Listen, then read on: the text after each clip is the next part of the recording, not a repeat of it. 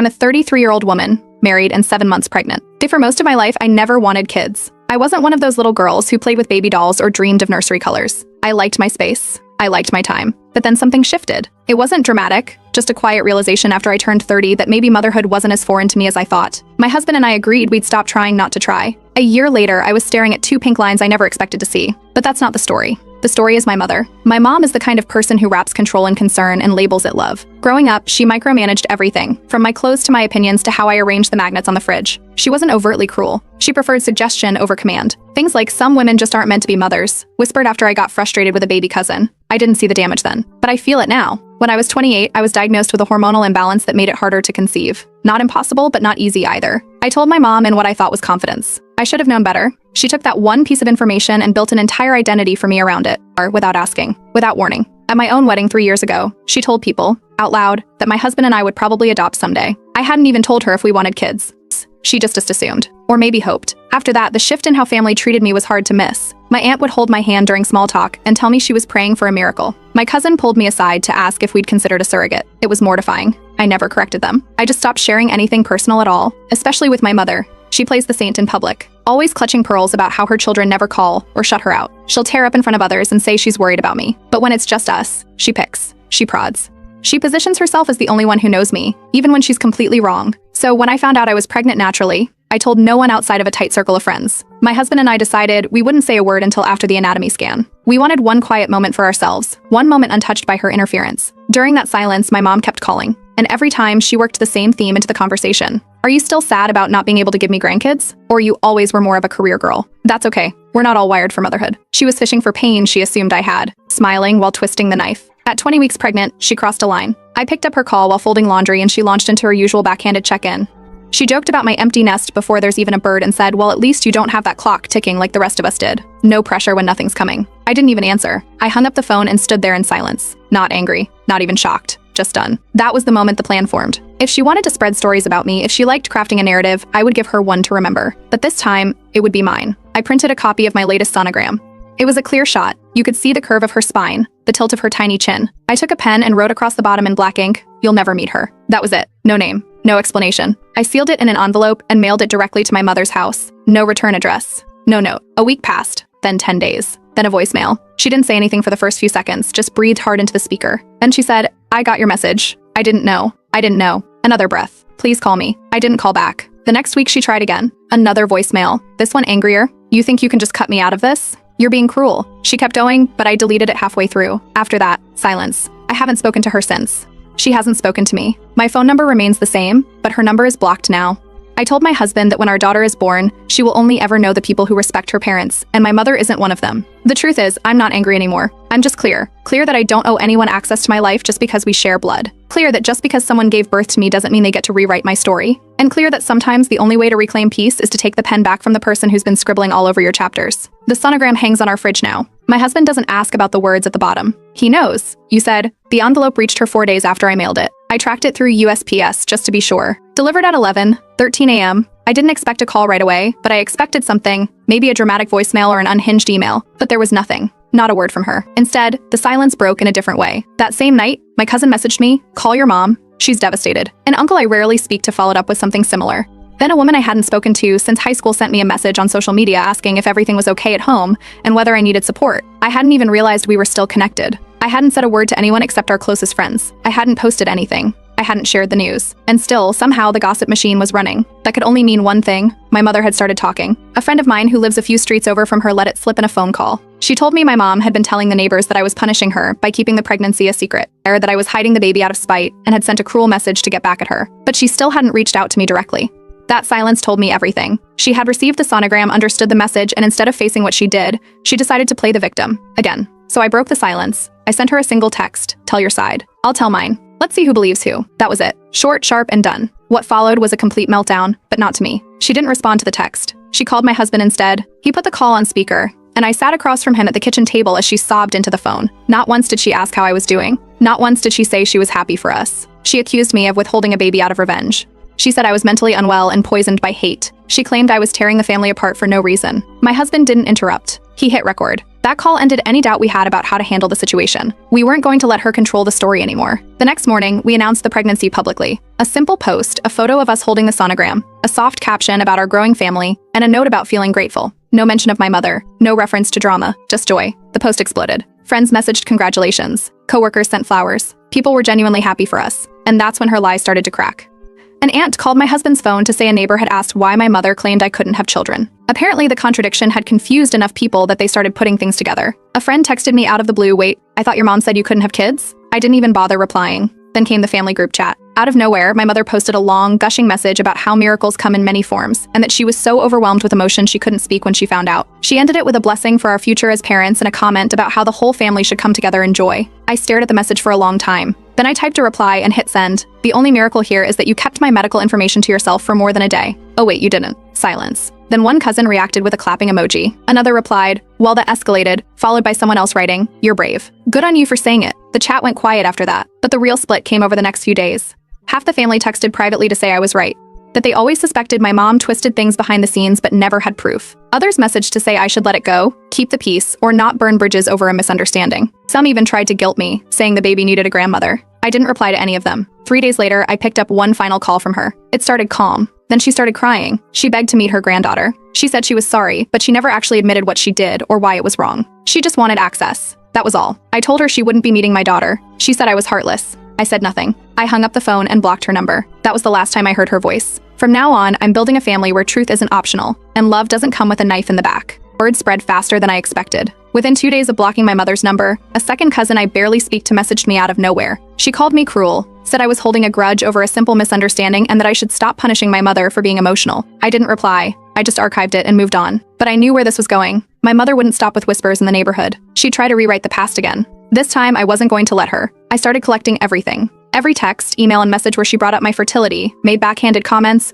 or told someone about my medical situation without my permission. Some of it went back years. I labeled them, added timestamps, and sorted them by date. It wasn't about revenge. I needed a record. If anyone tried to accuse me of lying or overreacting, I'd be ready. I created a folder on my laptop called Narrative Control. I didn't share it with anyone. I wasn't planning to, but knowing it existed helped me prepare for what came next. My aunt's birthday dinner was approaching. A sit-down meal at her house with about 20 relatives. I was invited. So was my mother. Most people probably expected me not to show up, or to walk in pretending everything was fine. I didn't either. I wore a soft green maternity dress that made my bump impossible to miss. I arrived on time, greeted everyone normally, and sat down without hesitation. The room shifted the second I walked in. Conversations slowed, then stopped entirely when my mother arrived a few minutes later and saw me sitting at the table. She paused in the doorway. Her smile dropped. I didn't stand. I didn't greet her. I just looked up and said, "Surprised? You shouldn't be." Dinner started awkwardly. Every conversation felt strained, like people were watching a live show they didn't want to admit they were invested in.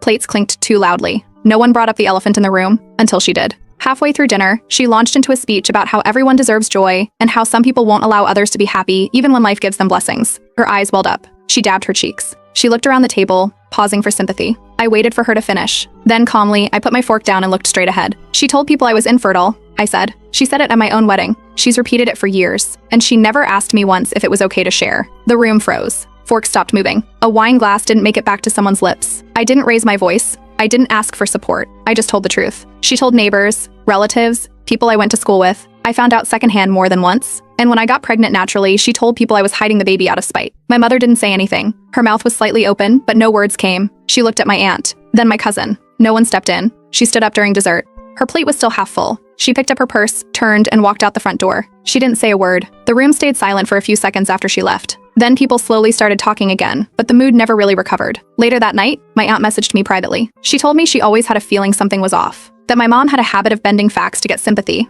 and it finally made sense. She said I handled myself with grace. That meant more than I expected it to. The next few days were unusually quiet. The extended family group chat, normally full of jokes, memes, and weekend plans, was completely silent. Not a single message. No birthday wishes for anyone. No blurry food photos. Just stillness. Then my dad called. He and my mom have been divorced for a long time. They barely speak, and he usually stays out of family politics. But he'd heard from one of his sisters what happened at the dinner. He said he never realized my mother had taken it that far. He apologized, even though he wasn't part of it. Then he asked the question I was expecting. Would I reconsider letting her meet the baby? I told him no. He didn't argue. just sighed and said he understood. We hung up a few minutes later with no bad blood. He didn't push again, and I appreciated that. The folder on my laptop hasn't been touched since that night, but I won't delete it. Some stories need backup, especially when the person you're protecting yourself from is still convincing people she's the victim. 3 days after the birthday dinner, my aunt asked me to meet her for coffee. Just the two of us. She said she wanted to talk. Nothing dramatic, just to clear the air. We met at a cafe near her house, somewhere neutral. She ordered tea. I stuck with decaf. She started gently, the way people do when they're hoping to pull you into something without making it obvious. She said my mother was spiraling, that she'd been crying a lot, barely sleeping, replaying everything in her head, like that she truly didn't mean to hurt me, and she felt misunderstood. I let her speak. When she paused, I asked one thing: since when does being hurt cancel out betrayal?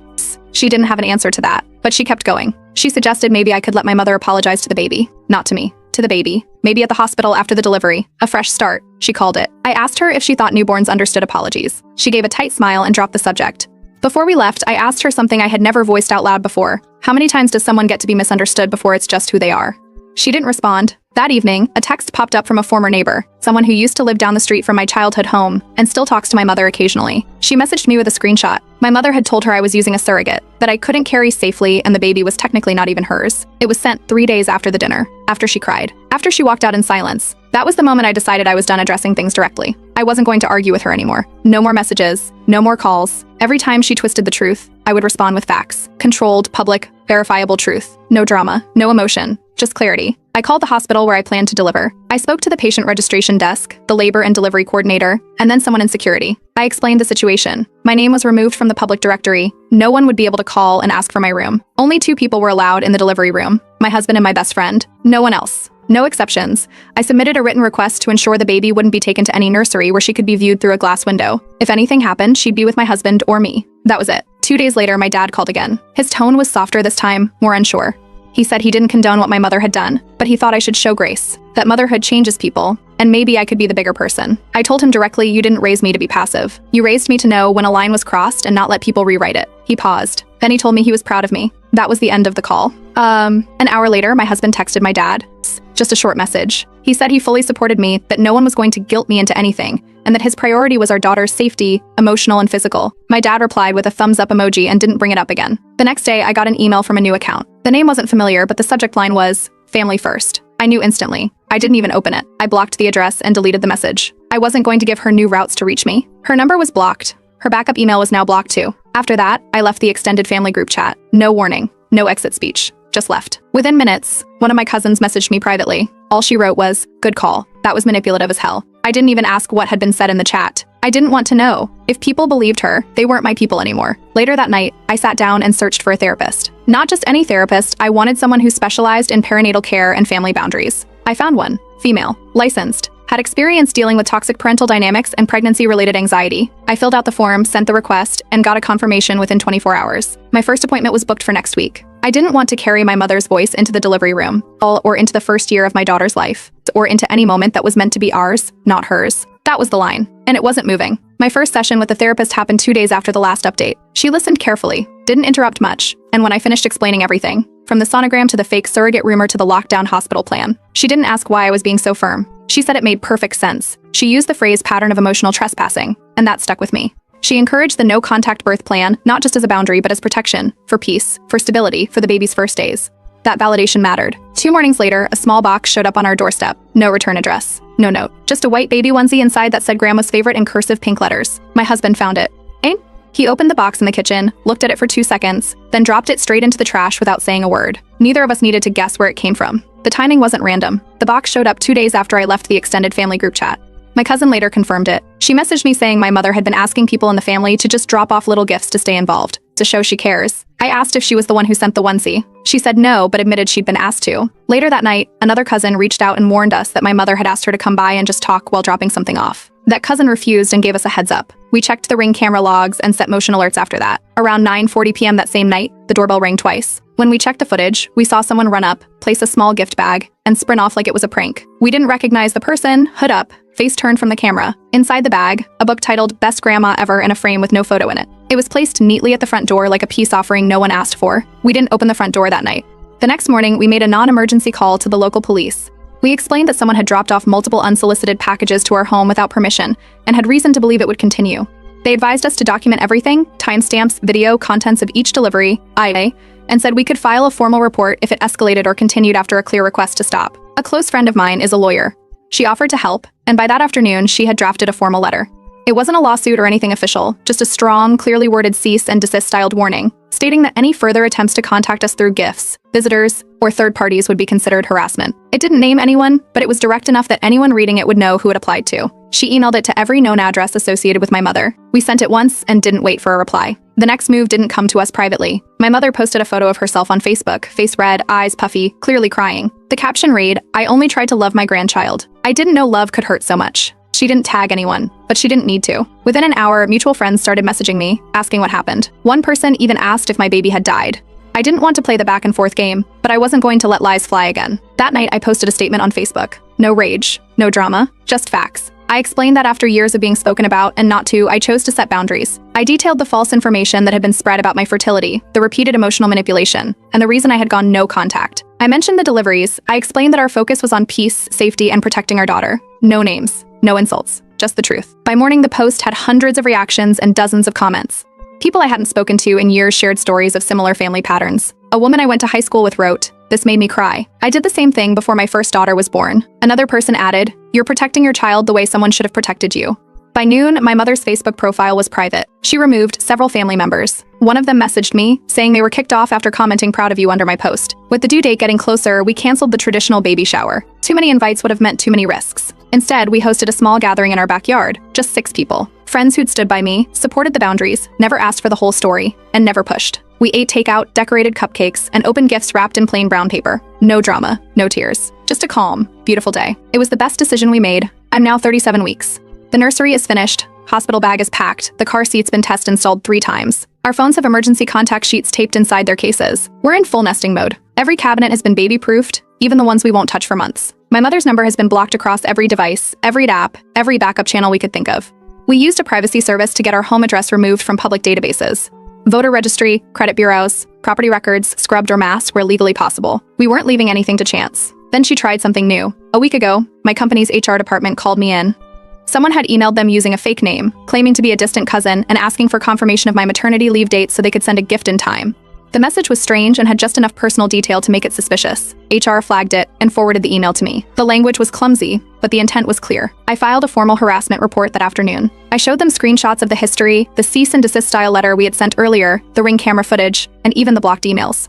HR added a filter to block future messages from similar domains and promised to escalate if anything came through again. They also confirmed no personal information had been released. Later that night, I brought it up in therapy. My therapist helped me reframe my birth plan, not just medically, but emotionally. We outlined everything, from who could speak to the nurses on my behalf to where my phone would be kept during labor so I wouldn't be interrupted. I even added a section titled Emotional Safeguards because what I needed most during delivery was peace. After the session, I wrote a letter to my daughter. Not something to read now or even soon, but maybe one day when questions start. I didn't fill it with accusations or warnings. I wrote about love. I wrote about choice. I wrote about the importance of protecting her space, even from family, especially from family who confuse love with control. My husband's parents volunteered to be our backup contacts at the hospital.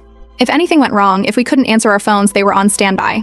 His mother checked in weekly. His father sent over spare batteries for the baby monitor even though we hadn't asked. They'd quietly stepped up where others had failed. 3 days ago, I ran into one of my mother's friends at the grocery store. I hadn't seen her in years. She noticed me before I could turn away. She didn't say anything, just stared at my stomach like she was looking at something forbidden. Then she turned and walked off. No greeting. No awkward small talk. Just quiet judgment. Later that night, she messaged my husband on Facebook, telling him she was thinking of us and to please send her love. He replied with a single line, "Do not contact us again." Last week, a friend of mine had her baby. She messaged me the morning after delivery, sleep-deprived and happy. Her story was beautiful. She had played music during labor, had her partner and sister with her, and said it felt like a bubble no one could pierce. Her story stuck with me. It reminded me exactly why I set the rules I did. That same night, I had a dream, vivid, chaotic.